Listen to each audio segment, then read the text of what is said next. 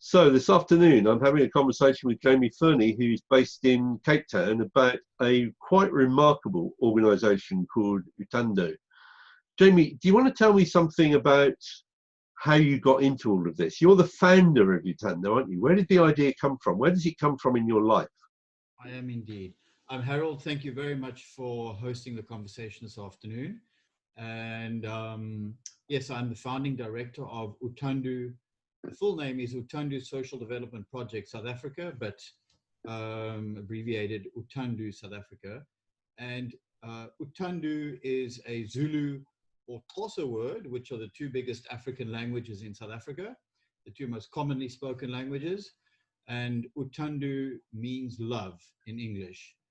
So we started Uthando back in 2007. It was registered as a non-profit organization.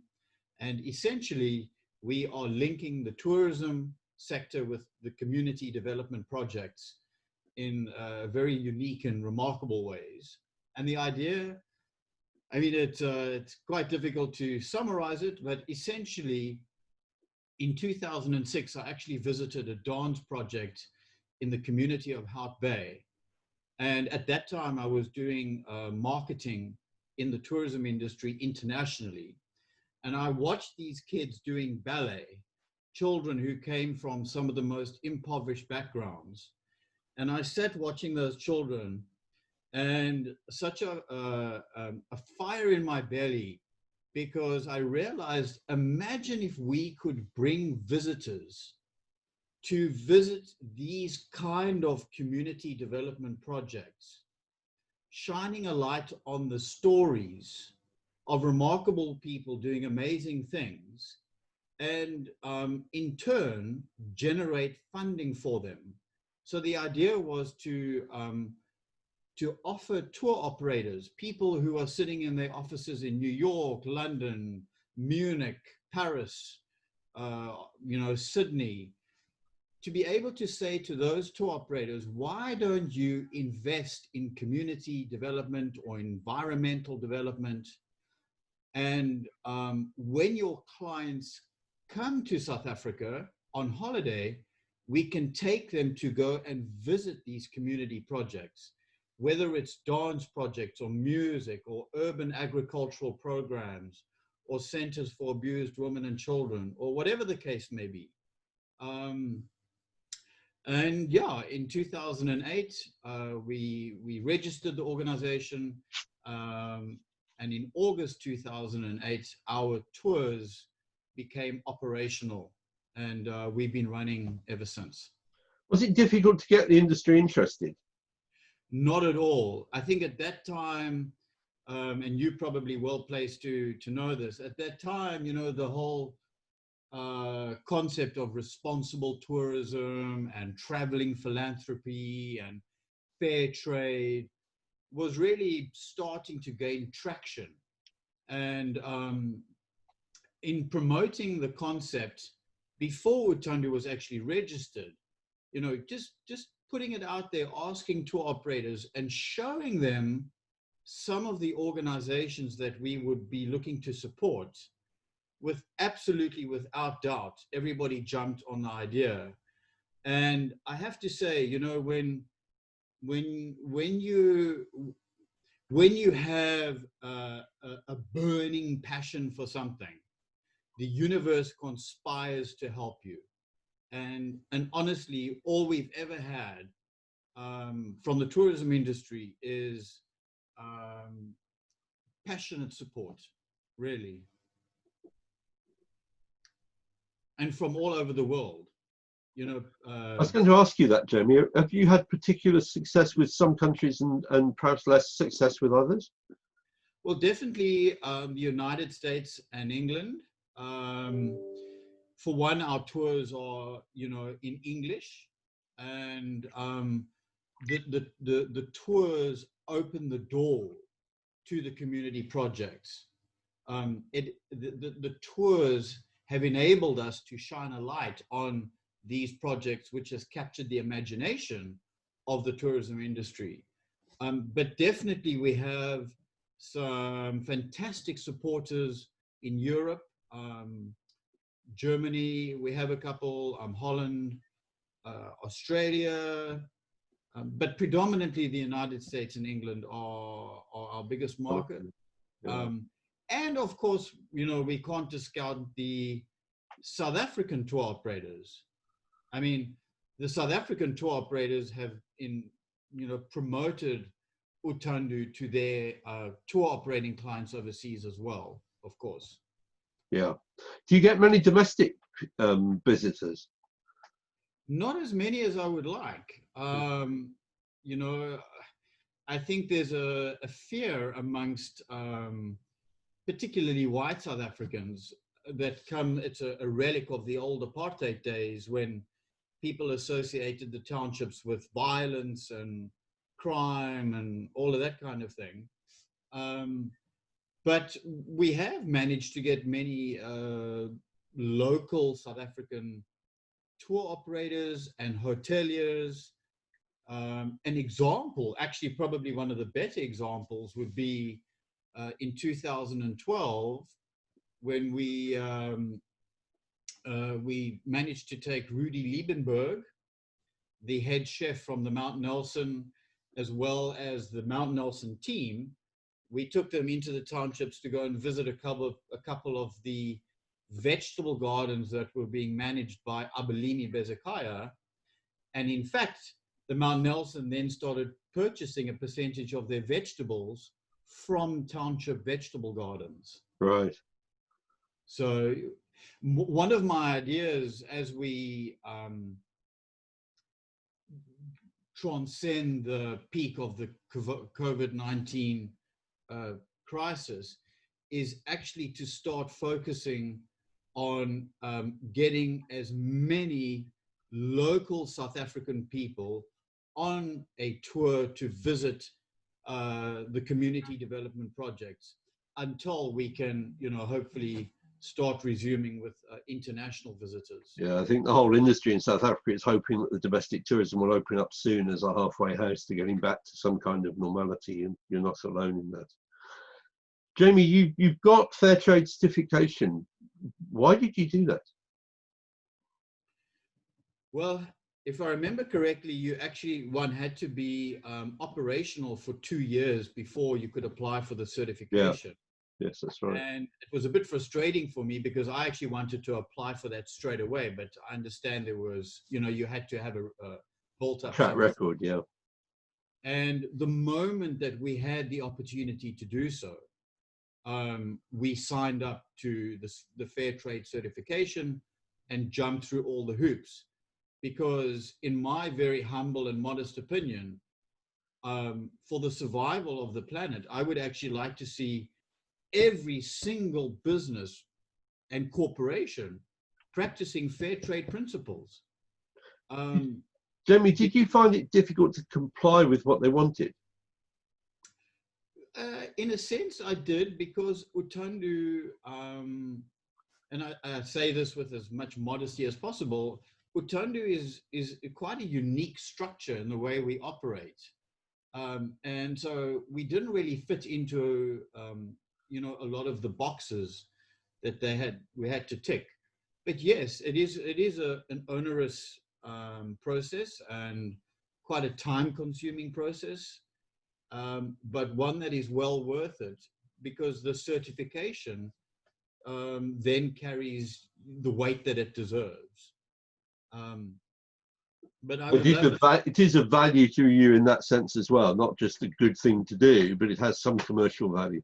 Absolutely, and I would love to see more industry players signing up to the certification, and more consumers, particularly in the North American market, starting to subscribe to the fair trade. You and me both, Jamie. It's a long struggle there. They have a very different idea of what constitutes responsibility in America to what we have in Europe, and it is quite a chasm. And I must say, just some of the boxes that we've been unable to tick in the past, I'm constantly trying to tick them. And so, for example, we now have our bottled water in glass for our clients, and the water is extracted from the mist in the Right. mountain in the Yeah. mountains outside Stellenbosch. Yeah. So we tick that box now, which I'm That very is a proud of. remarkable technology, actually. Yeah. More and more people are beginning to use it. It is an extraordinary thing to be able to do that. Yeah. It's okay unless you're in a very smoggy area, in which case it's not such a great idea, but it'll be fine on the mountain at Stellenbosch. Jamie, I want to talk about your exciting new website in a minute, but before we do that, one of the things that always makes me anxious about groups, organizations, businesses who are doing what you do is whether the trips are actually taking place with a degree of respect. You know what I mean? I sometimes come across things where people are, for example, going into orphanages and spraying pens and sweets around, paying Yes. lots of money to the owner of the orphanage, and you discover that actually some of those children have been trafficked. Yeah. But I'm assuming that you have a whole series of ways of making sure that doesn't happen with any of your visits. Oh, Harold, I need an hour just to talk about the tours. You can have 10 minutes. Okay. So we are not running a conventional tour. We only do one experience per day, whether that is a scheduled tour that a couple of people have booked, or whether, for example, this time last year, we had 80 African Americans who booked a tour. They were only in Cape Town for 3 days. They gave us one full day where we visited music projects, where they got to play jazz with children. We Right. can take people to see children doing classical ballet. We take farming groups to go and visit the incredible vegetable gardens, massive, expansive vegetable gardens where people are growing fresh organic vegetables in sea sand in the townships outside of Cape Town. We can take organizations or people to go and play sport with ex-gangsters, people who were part of the Americans gang, like Mario Fernie, who for 20 years has been running a soccer academy for kids. The reason why the Uthando tour is listed number 3 out of 800 tours on TripAdvisor is because of the absolute authenticity of the experience, Right. and the heart, the way in which we do it, because we are deeply concerned about the respectful manner in which we are bringing people together. So, for example, there are way too many experiences for me to try and explain the scope of our tours. But as far as I'm aware, there is no other tour in South Africa where a client can go into the townships and sit down with, for example, elderly Black South Africans to talk about life, to talk about what is life like in the United Kingdom or in the US or in So it's a Sweden. genuine exchange between two equals. It's an exchange where people are coming together to learn about each other in a way that is respectful, but also very importantly beneficial, because we are supporting those community projects.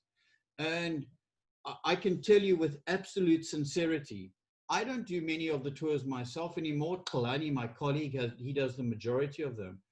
But when I'm doing a tour and we are out in the townships with clients who are interested, who are really interested to learn about South Africa and our history, and they are interested to meet people, I can tell you that in that moment, on those tours, for me, life makes sense. It is the greatest joy to be facilitating an interaction between people, where it doesn't matter what color you are, what religion you are, where you come from, what culture you belong to, because at the end of the day, we are just celebrating the best of the human race. And we have tours where I wish I could package that emotion, and I wish I could give it to the human race. For example, we had two choirs at the end of last year. One was from the UK, and I must actually get your mobile number to send you some of the videos that we took. But we spent a full day with a visiting choir from England. It was mostly women. And we spent the day, that choir, singing and learning songs with local choirs. The whole day was simply music and joy. And at the end of the day, the local choirs benefited financially from the money that the visiting choirs had paid to come out with us. I assume, Jamie, that there's a sort of a standard charge which raises some of the money, and then people donate on top of that, often presumably after they've gone back home. Very often people donate. One of our Dutch donors, who they came out on a tour with us in 2009. He has helped us build. He has contributed, or not him, I mean their foundation. Yeah. 5 early childhood development centers. When the COVID-19 crisis hit, we didn't even have to ask our donors for money. They came. He put almost 400,000 Rand into the Uthando account when the COVID-19 crisis hit, because he knows that they trust Uthando.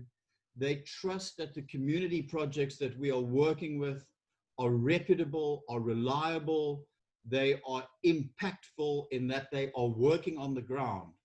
And that's why people trust us, to invest their money.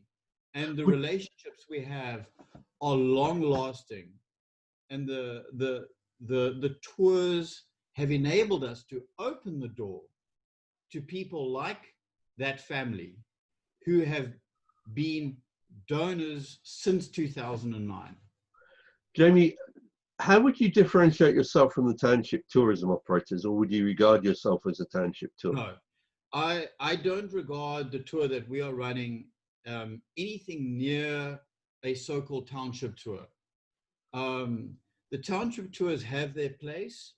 On TripAdvisor, people enjoy the township tours. They contribute to employment for the guides who are running them.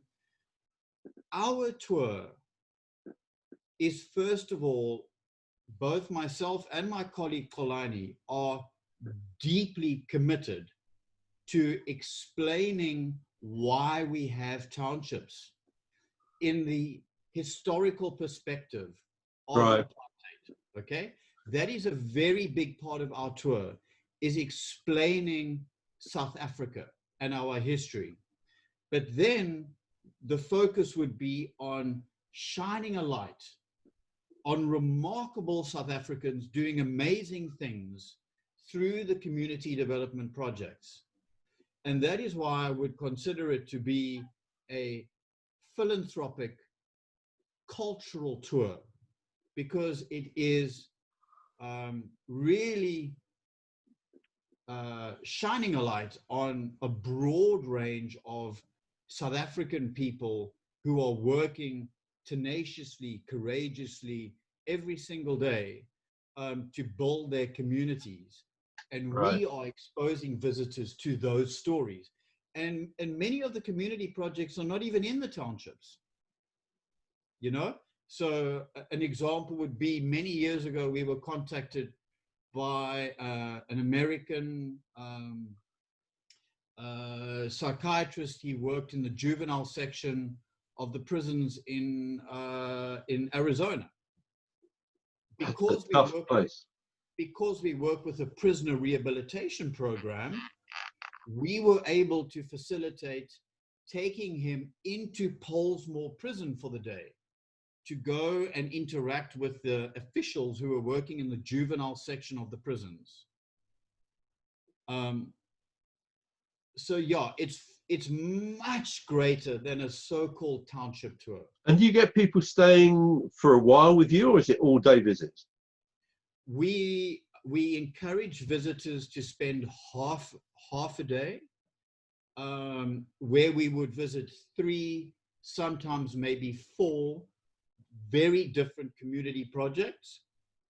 And then, of course, we get many requests for special interest tours. Sure. Farming groups, gardening groups, social workers, Yeah. where we would visit a center for abused women and children, dance groups, university groups. Of course, the list is endless. And But it is all day visits, basically. There's no long-term volunteering through you. No, we don't do any. I completely shy away from volunteering. For one, I don't really believe in the concept of short-term volunteerism. I mean, that's just my opinion. For example, I mean, a half-day volunteering, especially when children are involved, you know, it's a whole different kettle of fish from a ethical and a legal point of view. Sure. We can do a half-day experience with an organization called Green Pop. You might have heard of them. No, I haven't. Where we would take that group to go and plant trees, for example, at a school. Right. But that's more for groups, and that's the exception rather than the rule. And how do you handle the sort of child protection issues around this? Well, so when we do generally include a visit to an early childhood development center on one of our tours. That would be in Europe, I think, what you guys would call a kindergarten. Kindergarten, yeah. And if I speak from my heart, I do have ethical problems in visiting an ECD. But the reality is, if we had not visited an ECD, we wouldn't have built 5 schools. No. So our code of conduct, which we provide to all of our guests prior to the visit, as well as we reinforce those not rules, but that code when the guests are in the vehicle. Right. Is we will not allow people to pick children up. They can give the kids a high five. We do tell people that they can take photographs, but they must not publish them on the internet. The children at the schools, we do have a blanket permission to be able to use the photography. It's a very, you know, it's a difficult area, isn't it? It's a difficult area, and there are some tour operators in England who have prohibited us from taking their clients to early childhood development centers. And as I said, it is something that I struggle with ethically. But if we want to continue to build schools at a cost of 1.5, 1.6 million rand a school, we have to touch people's hearts. Yes. And the cash needs to keep coming, doesn't it? We have to take them to the schools that we've built already. Yeah. So James, to wrap up, let me ask you to talk about maybe your favorite experience. If I was coming over, and I hope I will be next year, to Cape Town, and I say, come on, Jamie, take me to, enable me to go and see what you think is one of the really best experiences, which one would it be for an old English man? Oh, golly, that's a really difficult question, because there are just so many. Well, I wouldn't take you to visit one project. I mean, on any of our tours, we would take you to visit 3. So what I would take you to visit one of the absolutely magnificent vegetable gardens in Khayelitsha, which would probably be the Moyo Wikaya garden, which is Spirit of Home, run by a group of women. The founder is Mama Christina Carber, who is just this incredible matriarchal figure.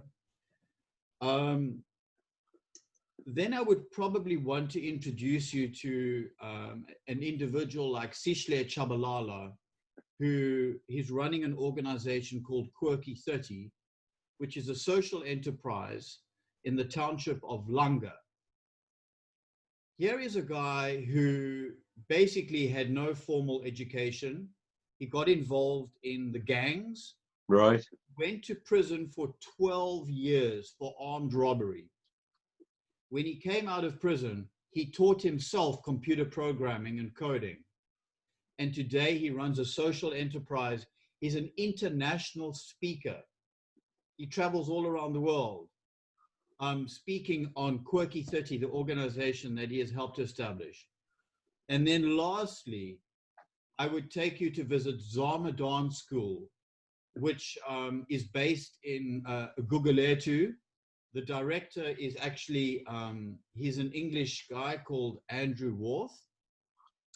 And they have about 100 kids in their program, teaching them classical ballet dance. And what I love about taking people to visit organizations like Zama is that people think they're going into the townships and it's going to be, you know, very basic, not very sophisticated. Yeah. And here they sit in this beautiful ballet studio watching these kids doing classical ballet. And it is a complete anomaly. It is the last thing that they expect to see. And without exception, people leave feeling hopeful, feeling inspired, and really a sense of having seen the best of what South Africa has to offer. Well, Jamie, what I suggest is that at the next WTM Africa, and let's hope that's in April next year, we should try and organise a side trip for some of the delegates to come out on one of your experiences and make some money for the community, as well as giving those tour operators and agents a real experience of what the real South Africa has to offer. Jamie, thank you very much for your time. We really appreciate it, and we wish you every success with what you're doing. Thank you very much. And I want to end off from my side. First of all, thank you for having me on this presentation. But a very deep and sincere note of gratitude to all of the tour operators, to all of the hoteliers, to all of the guests who've ever traveled with us. You know, gratitude, I believe, is what has carried us through. And really a very sincere thank you to everybody who has believed in Uthando, contributed to Uthando, and we will continue to do the best we can. I have to say, Jamie, you're a remarkably self-effacing and humble man, and I've really enjoyed the last part of this interview. Thank you, Harold. Well, thank